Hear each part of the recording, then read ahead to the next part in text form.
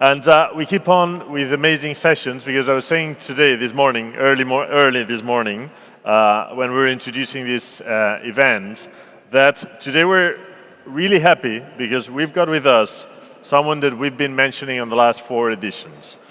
After these 4 Tech Spirit editions, and after talking every year about TravelPerk, this year we're excited to say that Avi Meir, the CEO and co-founder of TravelPerk, is here with us. As you may know, TravelPerk is a unicorn based in Barcelona, as a groundbreaking SaaS platform offering companies a one-stop shop for booking, managing, and reporting all their business travel. As you may know from his CEO, Avi co-founded previously the Hotel Ninjas, acquired by Booking Holdings in 2014. He was the VP product at Budget Places, acquired by Palamon in 2011. And TravelPerk is one of the fastest growing tech startups in Europe, having achieved a unicorn status in 2022. And as far as I know, he will come up with Toni Raurich, co-founder and managing director from eBooking, and they both know each other from time long ago, because I presume that they already had some business that probably they will share with us. So Avi Meir, Toni Raurich, please join to the stage. Thank you.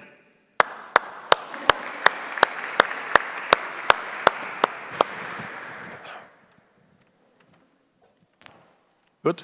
Hello. Thanks, everybody. Avi, it's great to have you. Comfortable, I might fall asleep. Yeah, it's a good chair, right? It's a siesta time, in Spain, so it's always good to have a good place to be around. So, Avi Meir, I suppose that everybody here knows him, but for the ones of you that don't know him, we met right after Elal when you were in Budget Places. It was a great company, maybe we're going to explain later, super interesting.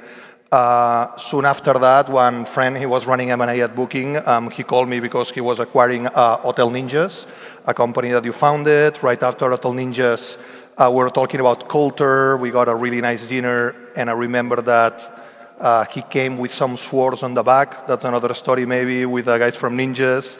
And right after that... We tried to impress you. Huh? We tried to impress you. It was impressive, gotta say, yeah. But and right after that, you founded TravelPerk. I remember that you went from a tiny place in Carretallers, growing until now. Yeah. So, what does it mean being a founder of a small startup, leading a big company? How does culturally affect all of this to you? Wow, how many hours do we have to talk about it? Do you have your sleeping bags with you? It will take a few days. What does it mean? I think it means, and it sounds like I'm like being fake humble when I say what I'm about to say, but I really mean it, and those who know me know I mean it. It means that you really don't have a fucking clue what you're doing. Every single day, it's the first time, almost by definition, that you're doing your job, and that the company is doing whatever it's doing that day. It's at this size, selling in this market. So for you personally as a founder, but also for the company, every day is the first day of doing something new, and you have to be really open to the idea of not knowing what you're doing and learning really fast, if you can. Not always it's possible. Air flights and hotels, it's a sector that started in 1995, but you started to go even more hardcore into the business, travel, which is a very complicated business to disrupt based on technology.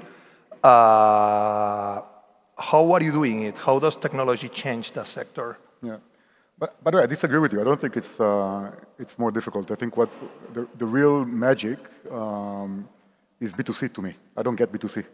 You know, the magic of Booking.com, for example, of getting people to know about you, to go through the funnel, branding, all of this to me seems a bit like magical. B2B is easy. You just find a company, you find the problems that they have, you fix the problem, and then you do rinse and repeat, and just do it at higher and higher scale. Pretty easy. Changing a bit gears. Sorry, not easy, simple. What's that? Simple. That's the word I was looking for, simple. Do you think it's simple? Yes. To change and disrupt an industry like you're doing? You think it's simple? I don't think, so I definitely didn't start, I mean, of course we talked about it in our investment deck, but I didn't really start to change an industry.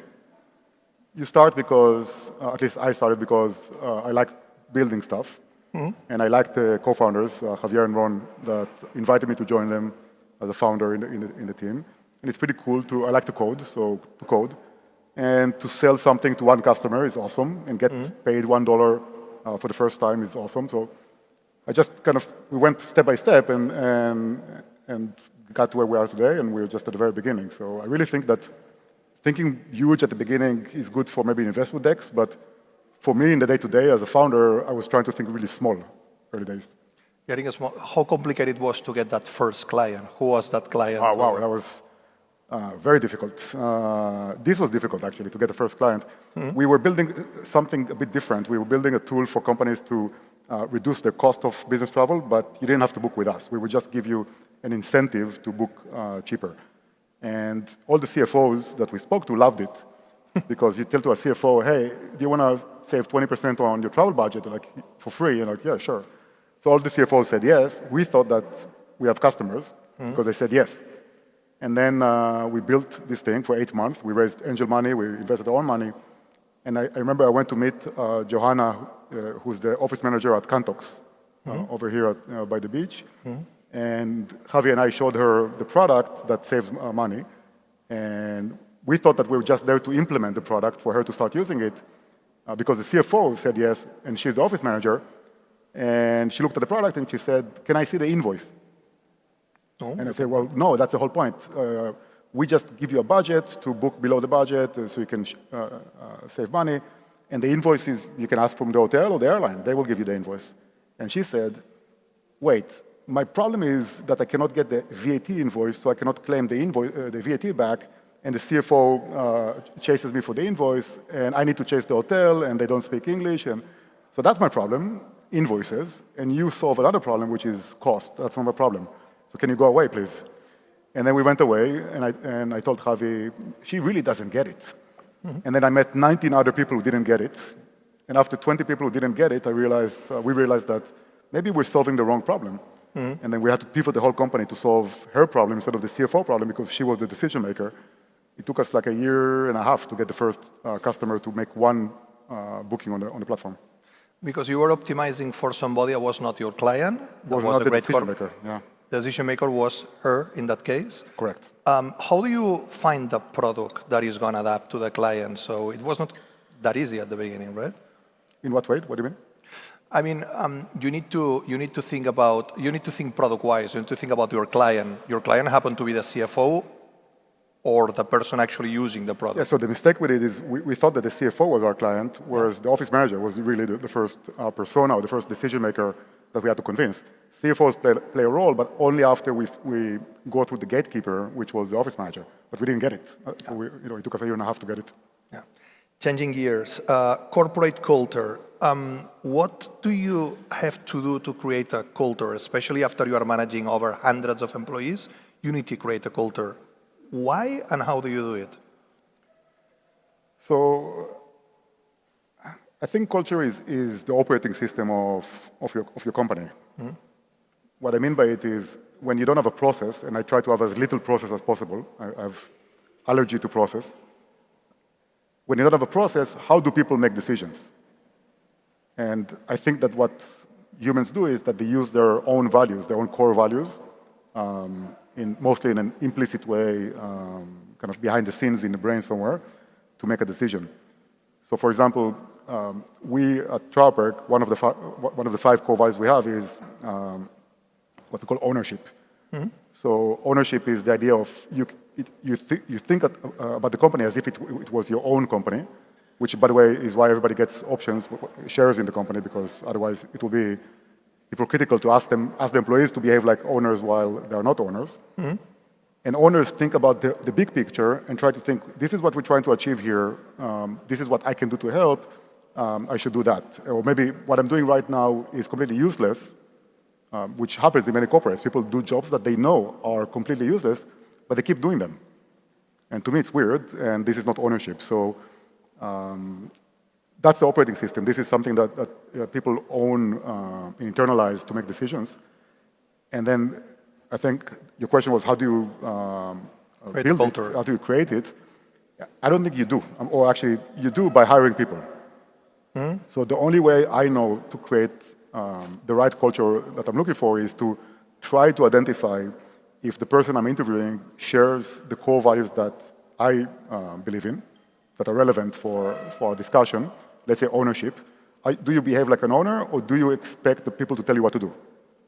Okay, to make it simple, it goes more complex than that. And if we share enough core values, I know that once you join the team, you will behave according to your own values, which are also mine, because I checked. I don't think there is a way to, actually, if somebody knows of a way to change somebody's core values, let me know. This is a $1 trillion company we can start together. It never works, right? No, I don't think it's possible. And the biggest mistakes I made in hiring was when somebody was really good functionally, like let's say as an engineer, but was not right for us from a culture perspective. And you sometimes make the mistake of hiring the person, and then you regret it, and then you have to let them go because it cannot be changed.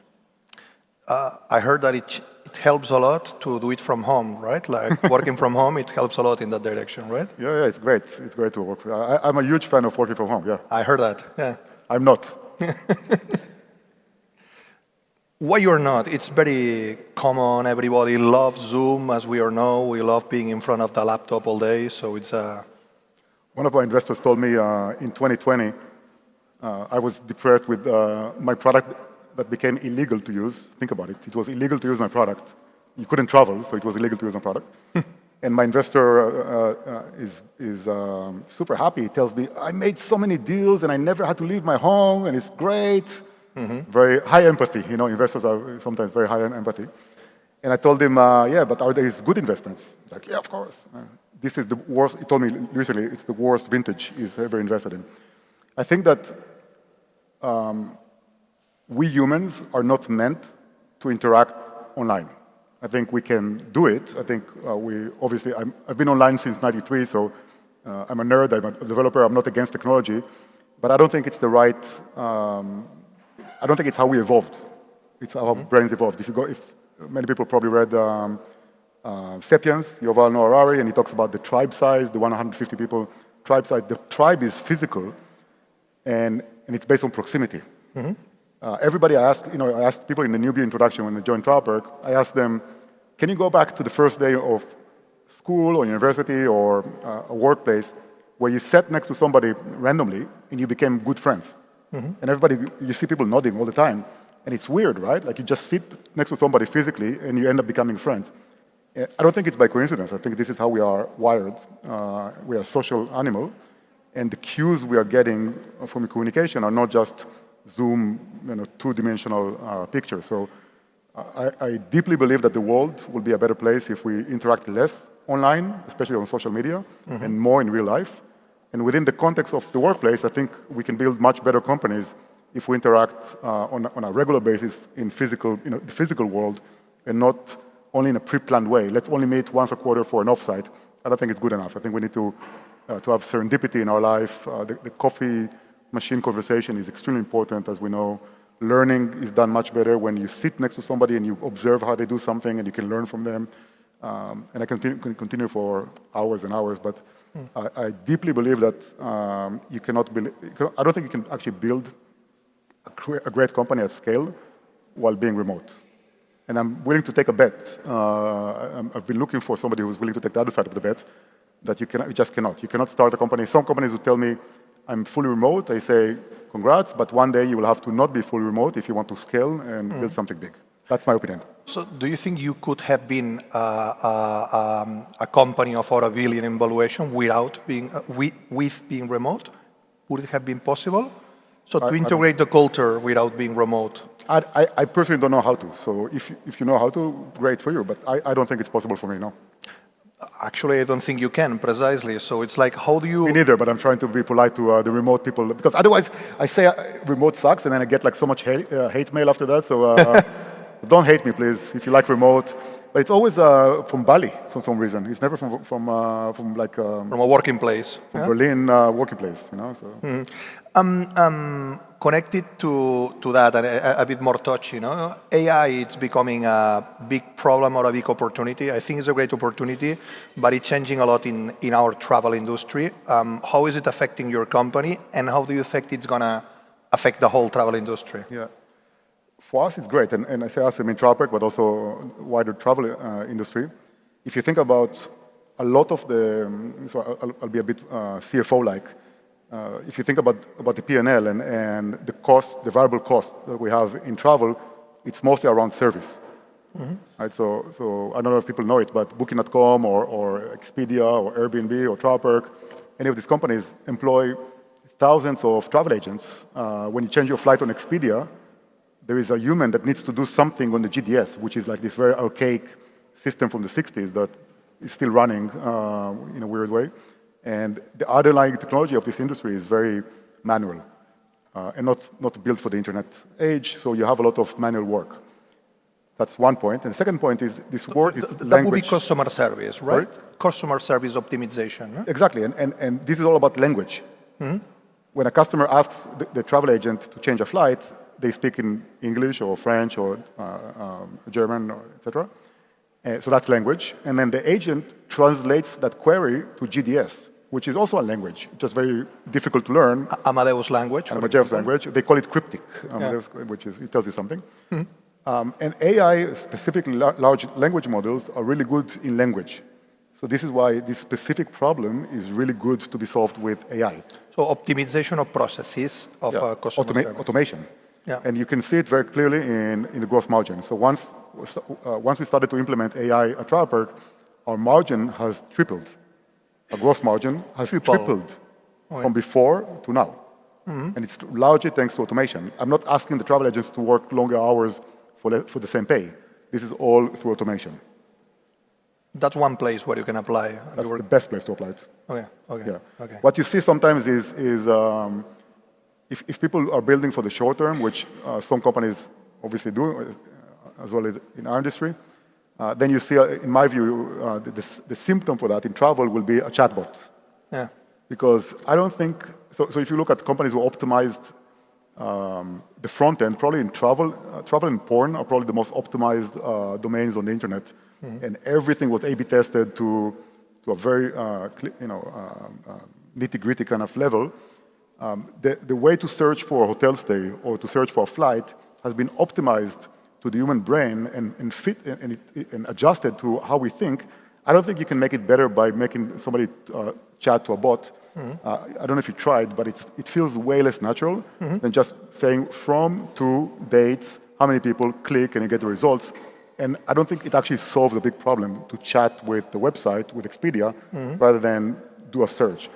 So sometimes we as technologists, we make a mistake of falling in love with the technology and applying it everywhere, instead of thinking, what is the pain point, what is the problem we're trying to solve, and then applying technology to solve the pain point or the problem. And then you get to travel agent automation and not to chatbots. So there is people who is solving for problems that didn't exist, correct, right? So it's a waste of... Yeah. Good. Another one, it's around Barcelona. You happen to be not from Barcelona. You've been in Amsterdam, in Paris, obviously in Tel Aviv. Why Barcelona? Why cannot you do it from somewhere else? Yeah, Barcelona is... well, the real answer is because my wife likes to live here. So when Toni was my boss at Booking, he told me I have to move to Amsterdam if I wanted to continue there. I wanted to continue there because it's a great company.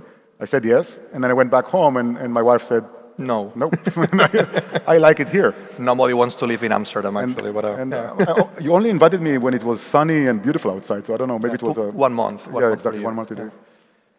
So the real reason is because quality of life, and we like it here. Barcelona has pros and cons, obviously, for creating a company.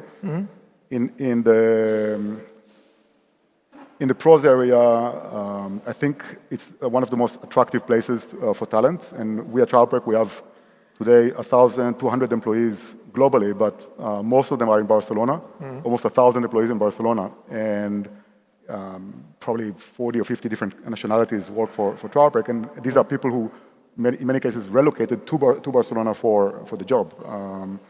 So it's very easy to attract people to Barcelona. Great quality of life, of course. The cost is not excessive. So to start here, especially if you haven't raised or you haven't raised a lot, the cost is great in Barcelona. And for me also as a European business, it's a great hub for travel, to go to London, to go to Paris, to go to Berlin now, to Munich. So yeah, a lot of positive, of course, some negatives as well. I think populism is an issue globally, and politicians being populist in Catalonia, in Barcelona, is definitely an issue. If I look at Ada Colau proposing to sever all relations with my country, and Collboni accepting it a few weeks ago, that was unfortunate. And I wish that we could have a city that doesn't force me as an Israeli to think, do I want to keep growing my company here? But putting this aside, I obviously stay here, and I recently became Spanish. That's my nationality now. Welcome. Still with no Spanish, or you speak a bit now? You speak some Spanish? My Spanish, yo parlo catalán una miqueta. My Spanish is not great, no. Merci. I mean, you had obviously a global footprint personally. How much in contact are you with the local community, and what do you think about it? Not so much. I'm an introvert and I'm a family man, so if I don't work, I'm at home with my kids and my wife. Thanks to Toni, I came here. I spoke with Mara earlier, and I apologize that I couldn't be in this great event in previous years. I'll try to come again next year, I promise. So to be honest, I'm not connected a lot here locally, but it's because I'm not proud of that. I think I should have been more connected locally. Just my character is... Any recommendation you would do to us to create a stronger community then? Oh, we need a few hours for that as well. I think that if I think what is the biggest issue here, I think it's for people to understand that it's possible. You know, I have spoken to many people, young people here, local Catalans, and we have a few people who left TravelPerk to start companies already. And when I speak with them, to me it always feels like they don't have the confidence to do what I just said at the beginning of this session, which is, I'm not an expert. I don't know what I'm doing. I have never been a CEO of a company before, and I've never been a CEO of a company that size before today. And tomorrow will be a new day where I'm doing this thing all over again for the first time. And I have this confidence to try, and it's okay if I fail. You know, it's not the end of the world. I don't come for money, by the way, so you know, if I fail, I need to get a job. But I'll get a job. It's okay. I know how to code, and I do it. And I think this is, I don't know how to distill it in people, but if you had a magic wand to distill this courage, just to try, and if you fail, it's no pasa nada, no pasa res, sorry. I think this is the missing part, because you have a lot of smart people here. You have all the benefits I just explained. Investors are definitely interested in investing in companies here in Spain, in Barcelona, in Madrid as well. So I don't think that there is any constraint except what is in your mind. And I don't know how to change your mind, so please do it if you want to start a company.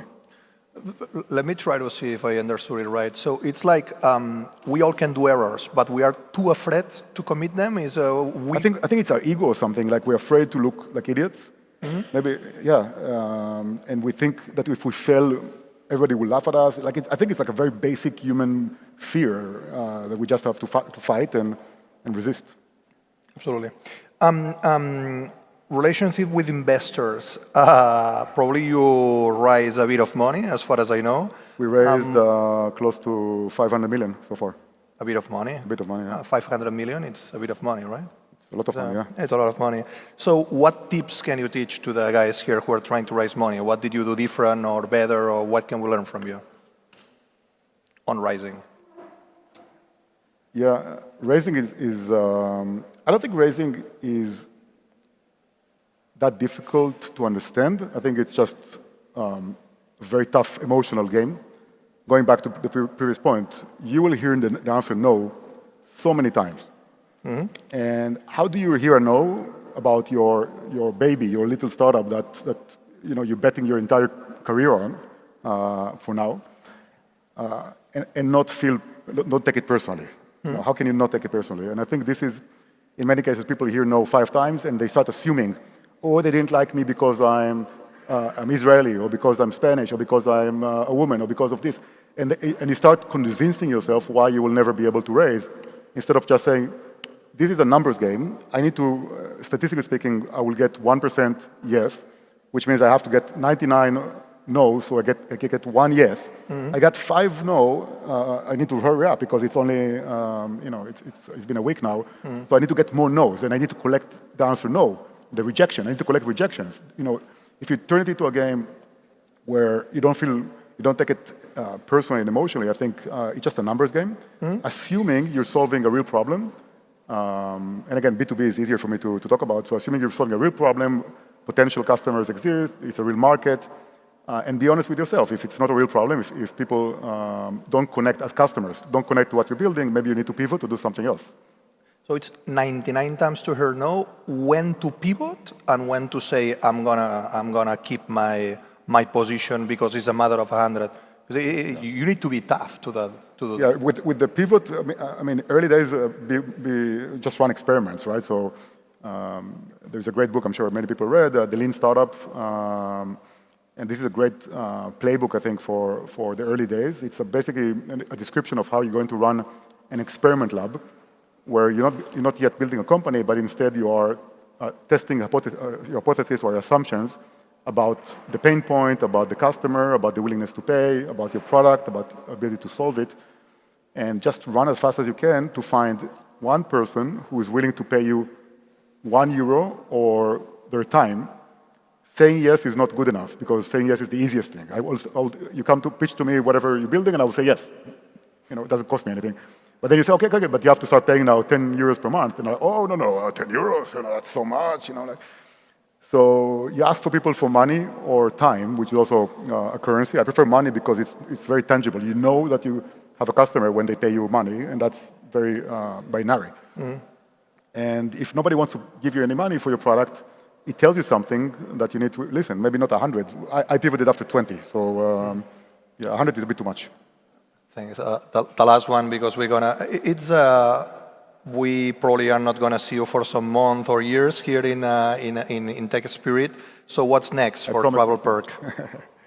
What's next? More of the same. More of the same. We got out of the pandemic 2 years ago. So 2 years ago, our revenue finally surpassed that of before COVID, and since then we have been growing. So we are now almost 20 times the revenue of before COVID.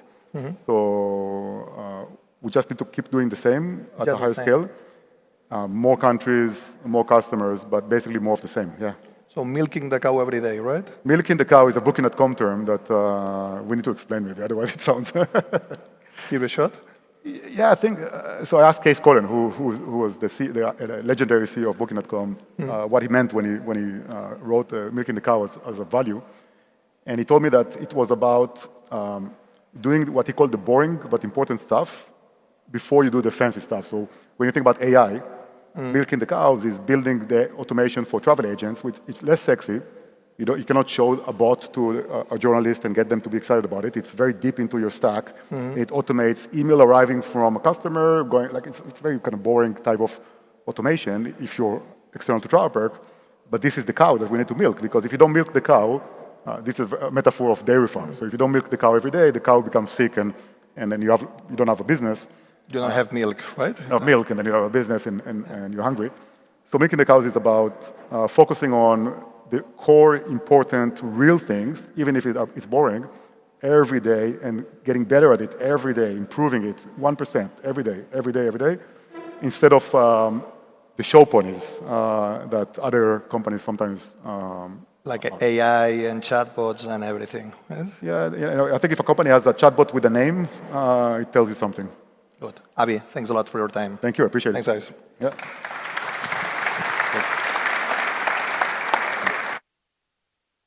Thank you, Avi. And we listened that. Next year, we'll wait for you here again. It was great listening to you.